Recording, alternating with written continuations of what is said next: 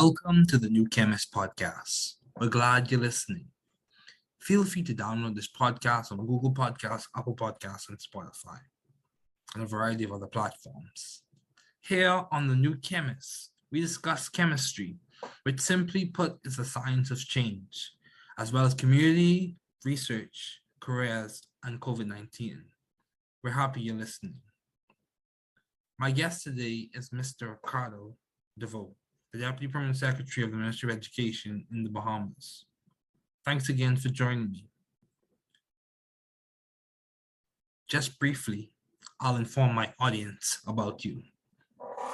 An accomplished scholar and public servant, Mr. Ricardo Deveaux is a 1985 graduate of the R.M. Bailey Senior High School, a 1990 graduate of Bethune-Cookman College with a Bachelor of Science degree in Psychology with honors, and a 1992 graduate of Nova Southeastern University with a Master's of Science degree in Human Services with a specialization in Human Resource Management.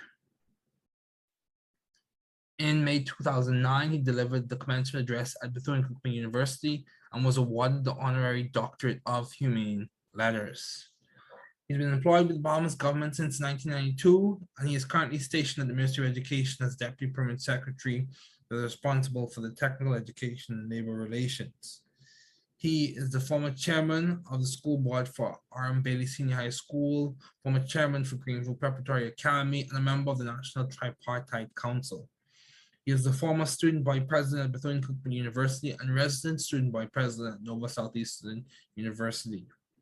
He's won numerous awards and has numerous accomplishments, and he was instrumental in the establishment of the Bahamas Primary School Student of the Year Awards Program, a premier awards program in the Bahamas. It is good to have him on as a guest. Please welcome Mr. Ricardo Deveaux. Thank you, Mr. Deveaux, for joining me today. It is a pleasure, a privilege, an honor to have the Deputy Permanent Secretary of the Ministry of Education on this podcast today. Thank you again. Thank you for having me. Yes. So, what have been your long-standing interest in the field of public service? I started as a public service servant 29 years ago, and there were many reasons, people joined the public service. One is economic opportunity, the chance to work on something that they're passionate about, and most persons join the public service because of job security. But for me, honestly, I felt like for the past 29 years, I've been a part of a group of individuals who are determined to change the profile of the public servant, raising the profile of who the public servant is, and also giving the example that the best and brightest individuals still want to work for the government, people who are committed to making a difference. And I know for me, I joined the public service because I want to give back to my country. I want to give back. So that has been my long-standing interest in the field of public service, giving back. Giving back. So reciprocity, basically what you receive, you want to give back in return. So Yes. How do you see yourself doing that? How are you? Do you feel like you're doing that now? Well, I am. In the public service, we have. I started in 1992 once I came back from grad school. And it's interesting because persons usually think, well, okay, you're working at, I'm working at the Ministry of Education now. However, I started working at the Ministry of, I started with the Ministry of Education in 1992. I've been working there since 92 to 98. And then I went on a rotation where I worked at the Ministry of Finance I was on a rotation for 15 months, Ministry of Finance for 5 months, Ministry of Public Works for 5 months. Then I worked in the actual cabinet office for 5 months. They had, we were up and coming public servants, so they wanted to give us a feel of how the public service was. And then I got seconded to the Royal Bahamas Police Force to work in the Human Resources Department for 2 years. And then after that, I went to the Ministry of Housing, where I worked for about four years. And then I went to Ministry of Youth, where I assisted in starting a small business program called Self Starter, where we assisted young entrepreneurs to get funding to start their own business. And then after that, I went to the Ministry of Foreign Affairs for 1 year. And from 2013 to September of this year, I was at the Ministry of Labor, where again working in public service in the field of assisting in labor relations. And in September of this year, I got transferred back to the Ministry of Education. So it's almost like I'm back home, where I started 29 years ago. But every position that I've had in the public service is all about giving back, about assisting, about me growing as an individual. That's good. That's very good. Yeah, I think it's very important for us to not only achieve things, but be able to help others to achieve as well. So Yes. in terms of your, in terms of your, Yeah. yeah, No. in terms of your career thus far, you have served as Deputy Permanent Secretary, Assistant Secretary, in the Cabinet Office, as you mentioned, in the Ministry of Youth. But also, one thing that stands out is you were active in student government. So, where would you say this leadership capacity or desire? Where would you say that came from? How do you say? How was that developed? Well, interesting. In both of my college, my undergrad and grad, I was student body president. And so my love for service began even, I guess, in high school, because I was a part of junior achievement. So I was president of my junior achievement company. When I went to college, I was on student government from my sophomore year. So service has always been a part of what I enjoy doing. So I believe coming to the public service and serving was just another form of being able to be comfortable and excited about giving back to my community, giving back to my country. Okay, that's good. That's good. Yeah. So how do you maintain view of the bigger picture in your career and in your life in general? That's interesting. I think many years ago, I don't know if you would hear, but people would say that, well, the public servants don't attract the best and the brightest. And so I have said for me that the public service, what has caught my attention, I guess, with the public service is that public service, and that's why I say that the career in public service is something that you have to want to give back. Because in the public service, and we think about the private sector, in the private sector is usually that you're accountable to who? Your shareholders, you're accountable to those persons who, and it's all about a profit driven. But when you work for the public service, you aren't afforded that luxury. You are now working to make taxpayers, so who are your customers, they're the ones who are demanding. And so we don't have no shareholders that we say we have to make a profit. So my bigger picture of working in the career in public service, meaning that I'm going to be obligated to these taxpayers, that I'm going to give the best quality service that I'm supposed to give. I'm going to give back and ensure that whatever section that I'm in, that I'm going to be a part of those change agents that are making the government look good. Mm-hmm. So that's I look at that as, for me, the bigger picture. Yeah, I completely agree. I completely agree. It's you're striving for excellence within your field, within your craft. Yes. Make sure you maximize the resources that are available to you as a public servant. So yes. Yeah, I completely agree. And with that same intention to give back, that's one of the reasons why I started this podcast. That's one of the reasons why I have decided to start writing books as well. As a chemistry graduate student, I've published a book already, and I'm working on some more books. I'm trying to tailor a book right now for BGCSE chemistry students at this moment. Wow. Let me tell you, can I be a little honest about you? I mean, when I met you as a sixth grade student, I would always remember the portfolio that you presented, Okay. the student of the year. Okay. You were about 10 or 11, and Mhm. you were dressed up. And I remember everyone talking about you. You were Okay. dressed up in a high chair, Mhm. in a suit and tie. Okay. And that was the opening picture of your portfolio. And I can I always remember what the words of the judges were. It was like, this young man has already changed his mindset. We can't wait to see where he will be in years to come. And it's interesting that I look at you today and I look at that same young man in that portfolio. And if you go back to your portfolio, you would see you were that young man in that chair, in that high chair with that tie, shirt and tie, doing Yeah. great things, my brother. Doing great Thank you. things. Yeah, God is good. God is good. And I'm thankful for my parents and people like you who saw potential in me to invest in that potential and to give back to me. So yeah, thank you so much. So how have you been adaptive and creative in the field of education?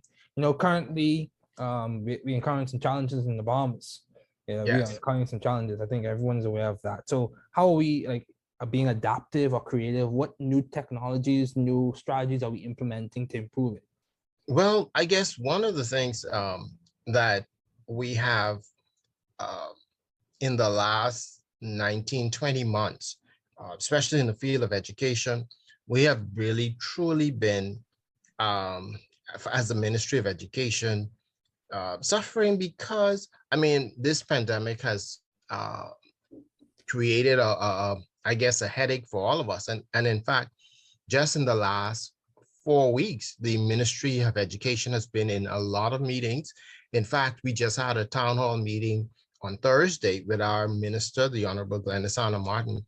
Mhm. Is that, we have had the virtual platform in education, um, and there have been some challenges because, unlike, I guess, students who are probably in the private schools, so parents are investing, we have a lot of kids who are not being properly or have not been coming on. So we are having to find like creative ways of how we're going to get these kids back to the level where at least trying to catch them up. Well, we have now had to, in January, start this hybrid model of kids going back to school, Mhm. because we are giving kids the tools, we're giving them the the Technology. technology needed. However, we're still seeing, we're seeing about, at least they're saying about 40% of the kids who have not been on since this virtual began. And so that's a problem for us. Yeah, that And is so very we, true. we are really honestly trying to see how we're going to get these kids back into some school. And of course, prior to the pandemic, we had kids who were falling behind in Mhm. the system. So 20 months, we are working and praying and hoping, because the United Nations has said that if we don't correct this problem soon, we will lose a generation, and we can't afford to lose that. And so the Ministry of Education is doing all it can to ensure that we don't lose a generation here in the Bahamas. We can't afford to do it. Yeah, we can't afford to do that. And I'll say this, I'm a person of faith, so I believe things can change. Yes, yes, and Yeah. we are too, and that's what the minister said last week. She Yeah. says, we are praying that this is not the case. So we Yeah. are we are Yeah. we are praying. Yeah. We are we are believing. We are Faith and believing. strategy.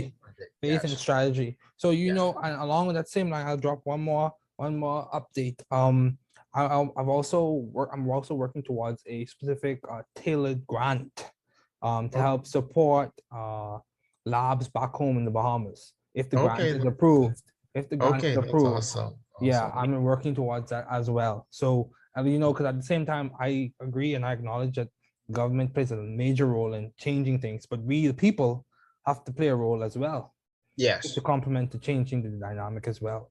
So yeah, that's what I'm working on as well. So how have you sort of found the right environment for you to thrive scientifically and intellectually? How did you know which environment was for you at that particular season and time? Well, it's interesting because I've been um, an individual who have been prayerful about decisions and things that I will do in my life.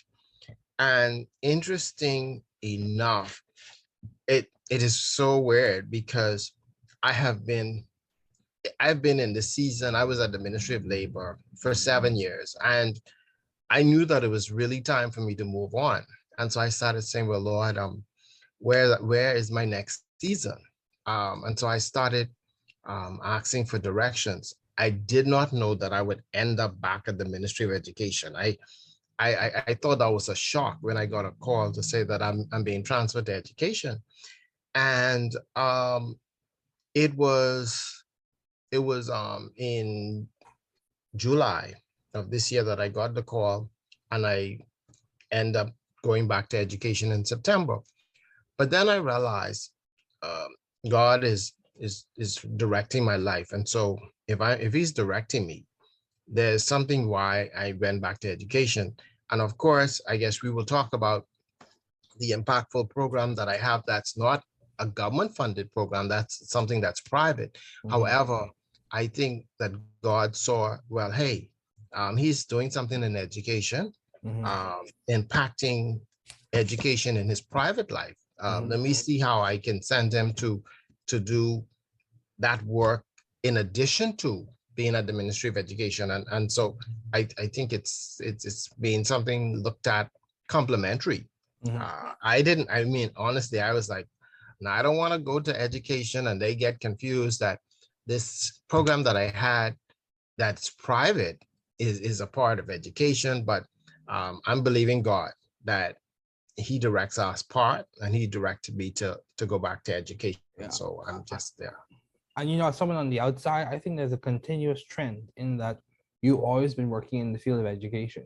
Yes. Yeah. So I think it's a continuous trend. Yes. So, you know, along the lines of talking about the COVID-19 pandemic and science education or education in general, would you say that visualizing in terms of what are the desired goals on the other side of this adversity, specifying what we can do now and collaborating, would you say those three aspects are critical to us implementing change to the next phase of this educational system?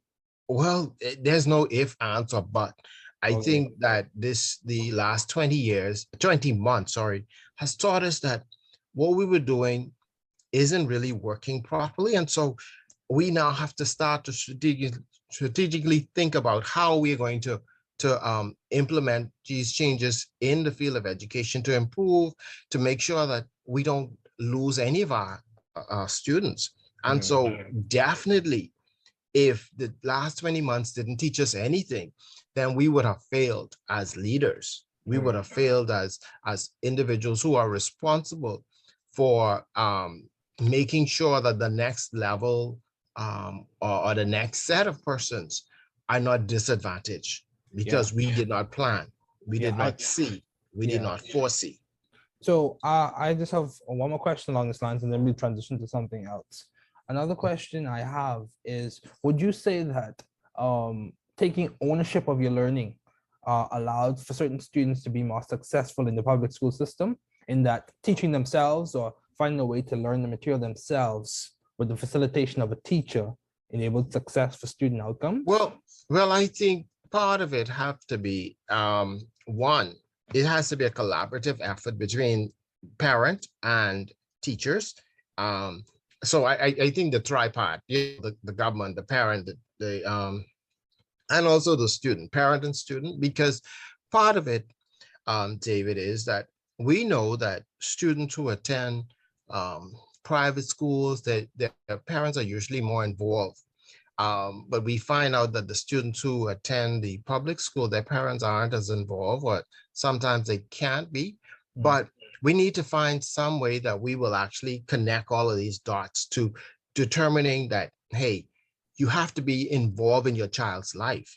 And I sort of have a perspective on that because I attended a private school, and I know that I don't talk about this aspect of my life much, but I attended a private school and I got kicked out of Mhm, my private school mhm, because I got 3 Fs, 2 Ds. I'd already repeated the 8th grade. And so by the 10th grade, I got kicked out mhm, of the private school I attended.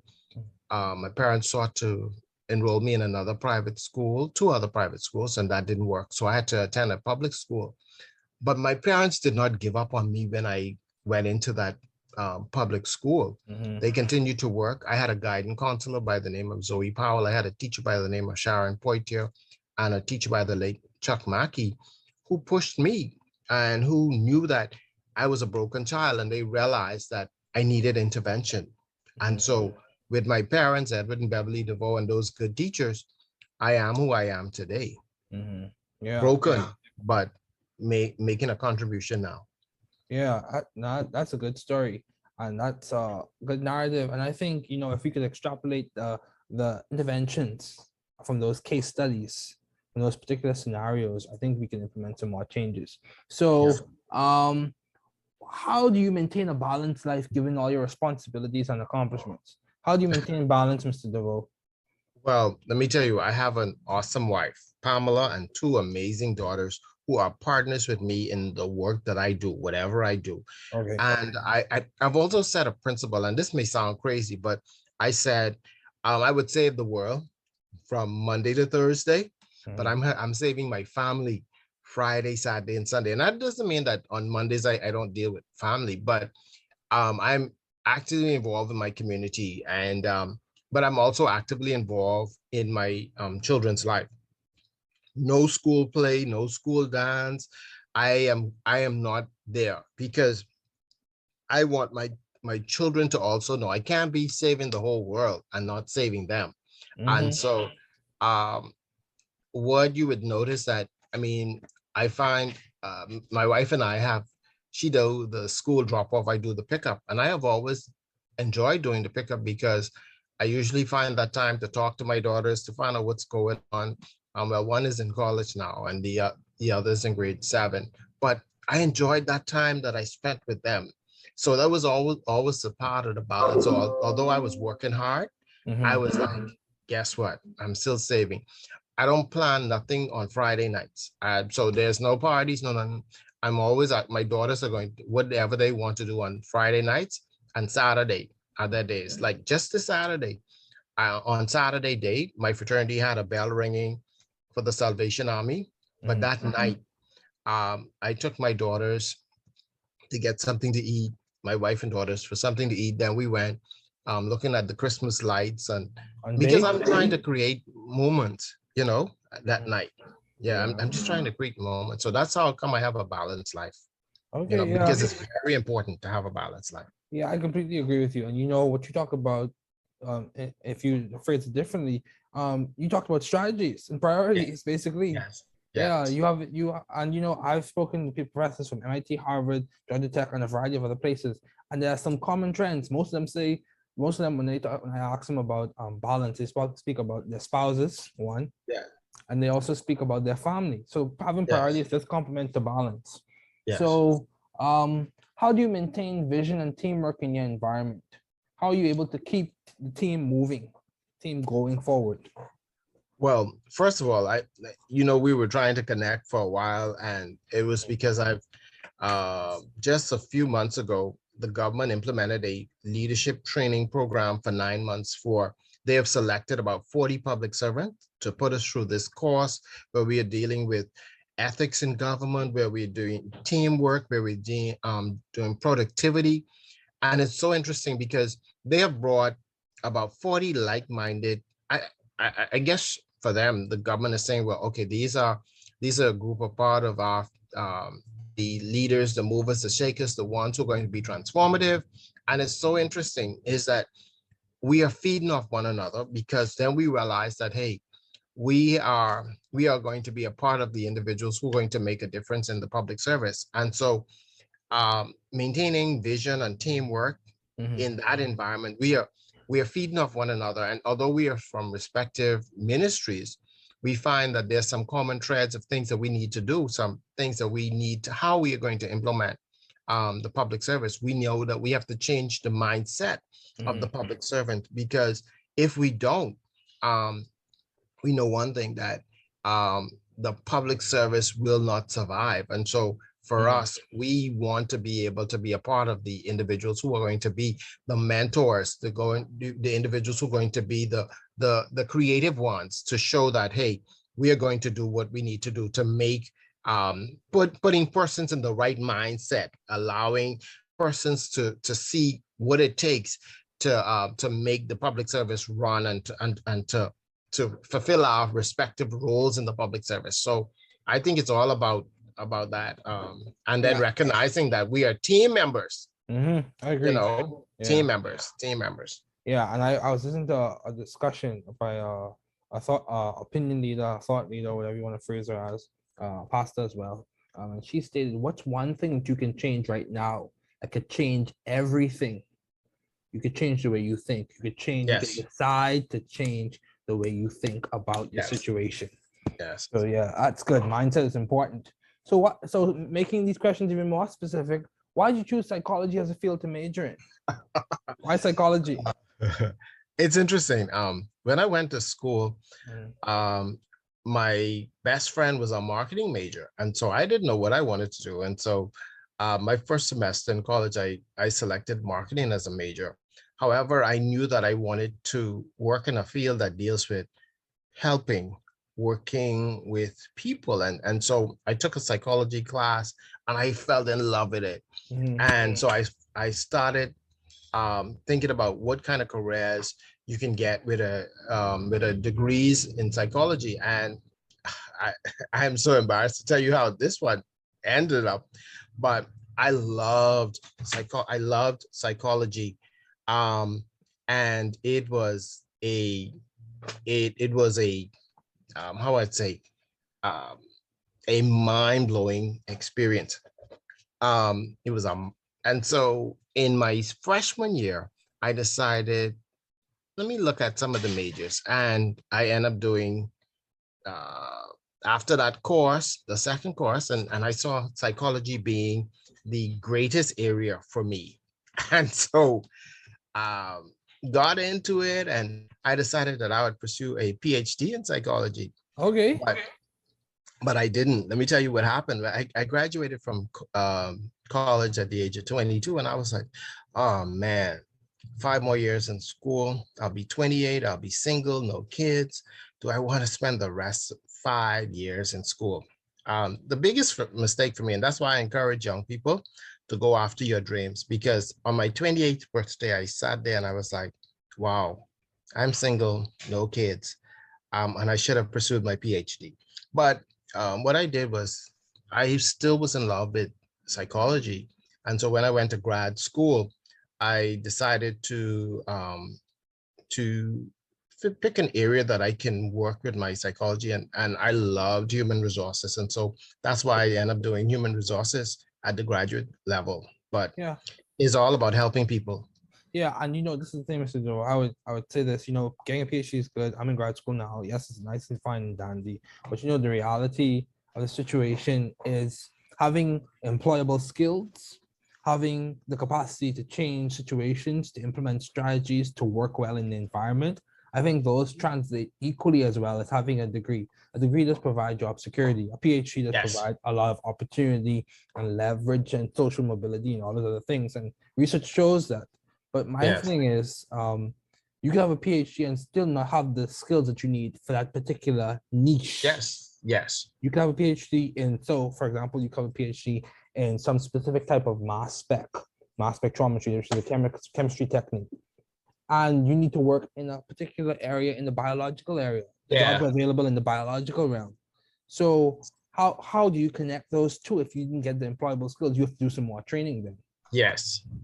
Even with the PhD. So I think it depends on your field. So if you had to characterize what makes a successful public servant, what would you say? If someone sees Mr. Deveaux, listen to this episode, a Bahamian, American, whoever the case, because these go all around the world. So If Yes. someone listens to this episode and wants to be a public servant, a servant leader, what would you say makes a successful servant leader?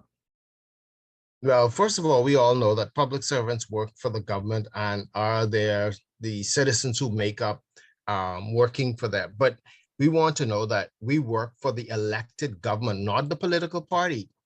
Mhm. And so it's not, so when we come to work to the for the public service, we are not here to work because of the politics. We're here to deliver a service for the government. We are here to inform and give policy making decisions. We are here to give the best evidence-based advice to our leaders, and has nothing to do about politics. It's doing, making sure that we're giving ethical, we're making sure we're giving uh, integrity in our development, in our thoughts. We're also ensuring that one of the things about it is that I always say public servants are loyal to the government, not to whoever is in, but ensuring that, again, giving impartial advice, objective advice. So the public servant knows that, hey, I am working for the lead, for the country, and it's all about putting my country first. And so I believe that's what we look at for a successful, for ideal public servant. Yeah, that's good. That's good. You work and you respect the office, the Yes, institution, the yes, procedures. Yeah, that's good. That's a good point. yeah. So, what ways can people contribute to the Bahamian Ministry of Education or Department of Education at this time? How can people contribute? If someone says, Well, "I see the issue," or "I see the Bahamian people struggling with this," how can Bahamians or others contribute to the well, Department first of all, I would like, what I would love to see, of uh, David, is that one, our young people who are going and obtaining additional qualifications and knowledge, that they will return one day to come back to assist to build up our country, Mhm. because all of the knowledge that persons are receiving, Mhm. we also need to build up the Bahamas. Mhm. So I'm hoping that we would see those individuals. Like I have a daughter, as I said, she did her bachelor's in elementary education. She's pursuing her master's in special ed. And so I'm hoping that she would return back to the Bahamas knowing that she has a contribution to make. Mhm. And I'm hoping that the Bahamas also will be um, ensuring that they are going to make the environment attractive enough Yeah. for our young people to return home Yeah. and to make their contribution, because we cannot be too afraid. And this is where we have problems. um, our young people are getting the qualifications, but they're afraid to give them the advancement they need, Mhm. because they say, well, they're too young. And so I'm hoping that we change our mindset too, because you can't expect our young people to go off and be trained, and you're not willing to embrace them Mhm. because you feel that they're too young. And so that's a problem in the Bahamas. Yeah, I completely agree. That there's a mindset shift that has to change. Yes, There's a yes, mindset shift that has to take place in that a fresh perspective can be yes, good. yes. Yeah, novelty and naivety don't always go hand in hand. Yeah, yeah. Yeah. So just because someone's young doesn't mean that they don't have the capacity to make a Yes. substantial change. Yes. And yeah, so I completely agree with that. So do you have any advice to those wanting to pursue the field you are currently working in? Well, my advice to them is that one, you be open mind, change that mindset. I want you to also to be mindful of what it is that you want to do. I'm so sorry but for me, David, everything that I do, it's all about what legacy Ricardo Deveaux is going to make, whether it's in private, public. What is going to be the legacy? What is going to be something that I'm going to give to someone else? It's all about mentoring. I believe that I am placed on earth to make someone else better than I was, or to make their road better than I was. So it's helping someone else, mentoring somebody else in this road called life. And so I'm here to offer myself, so that the person who comes after me doesn't have it as hard as I did. Yeah, I completely agree with you. You know, if I could help somebody as I travel along, Yes. my living will not be in vain. And you know, another thing is, I spoke with a professor from Harvard University, Harvard and MIT. This is a co-director of the Health Sciences and Technology School. His name is Dr. Emery Brown. And one of the things he said, and this is not a novel, but this is important. He said, if you could be nice to someone, why not do it? If you can just be nice to someone, you're never too important to help someone or to reach out to someone. So I think that's very important. You're never too important. Never. Because you know, God and Jesus Christ reached out to us. Yes. Yeah. So you're never too important. So what has been some of the most beneficial advice you have received? Wow. One is that as I said earlier, having flunked out of high school, I remember having my teachers and my parents tell me that yes, I can. And so I think made that phrase so powerful. But I remember my parents telling me, Ricardo, you can move beyond this point. Although you failed, I'm not giving up on you. You are my child. You are my student, and you can do it, and you will do it. And so that's why for me, David, whenever I meet young people, I actually give them the tool of telling them, yes, they can. Yes, you can become whoever you want to become. Write it down, study it, review it, and make it happen. I completely agree. Write the vision, make it plain so that they run nothing. Yeah, don't tarry, wait for it. It'll surely come to pass. Yes, sir. Yeah. So, you know, I completely agree with that. And, you know, the thing I've come to understand is, yes, we recognize faith has its role in like religious circles, but faith also has a role in our vocational lives. Yes, it does. It has a substantial role. So, you know, and I think as we conclude, one thing that's important is I think some things we can take away from this conversation is don't be persistent, persevere, don't give up, you know. Things are challenging, but you know, hold fast to faith and hold fast to the people that are around you. And I think one of the things that we have come to understand is children, especially even in scientific circles, pediatric population is known that they have the capacity to be resilient. So things can change. Yes, things can change. You just have to put in the work and trust God with the process. Yes. Yeah. So thank you, Mr. Deveaux. This is a really good Thank you, David. Thanks for listening. We're glad you were able to tune into this podcast. Once again, this is The New Chemist, where we discuss chemistry, which simply put is the science of change, as well as the other sciences, careers, community, research, and COVID-19. Thanks again for listening. Note, the views on this podcast represent those of my guests and I.